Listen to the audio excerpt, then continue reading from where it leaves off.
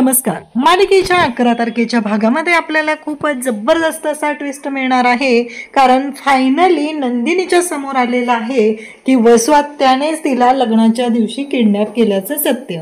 आता हे सगळं कसं होणार आहे त्यासाठी हा व्हिडिओ शेवटपर्यंत पहा, कारण नंदिनी ही देवाची पूजा करत असते. त्यावेळेस खूप छान असं देवाचं तिथे आरती सुरू असते आणि त्याचबरोबर गणपतीचंही तिथे चांगलं असं गाणं सुरू असतं. आणि त्याचवेळी नंदिनी आरती घेऊन वसूच्या समोर येते.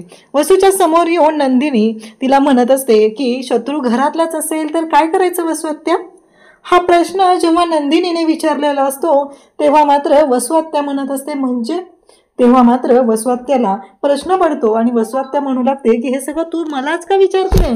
त्यावर ती वसुआत्याला नंदिनी उत्तर देते, तुम्हाला का विचारते त्याचं कारण तुम्हाला माहिती असेलच ना, असं नंदिनी म्हणते. तेव्हा मात्र वसुआत्या म्हणते म्हणजे तुला म्हणायचंय काय नक्की नंदिनी, असं वसुआत्या तिला विचारते. तेव्हा नंदिनी म्हणते की दीपकला हाताशी घेऊन मला लग्नातून किडनॅप करणाऱ्या वसुआत्या होत्या. हे ऐकल्यानंतर घरातील सर्वांना धक्का बसलेला आहे आणि त्याचबरोबर नंदिनीने स्पष्टपणे सांगितलेलं आहे की मला किडनॅप करणारी व्यक्ती ही वसुआत्या आहे. आणि तेव्हा सर्वजण तिथे पाहू लागतात.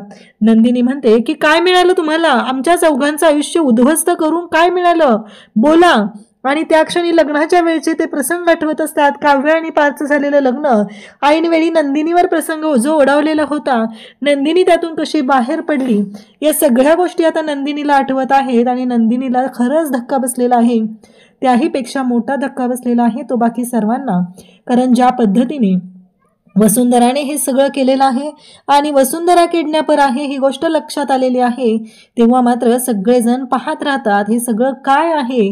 आणि त्याचबरोबर ह्या सगळ्या गोष्टी आता कशा होणार, वसुंधरा रम्या यांची कशी वाट लागणार आहे, कारण जी वसुंधरा इतक्या घाणेरड्या पद्धतीने आपल्याच भाच्यांशी वागू शकते हे सत्य आता समोर आलेलं आहे. थँक्यू.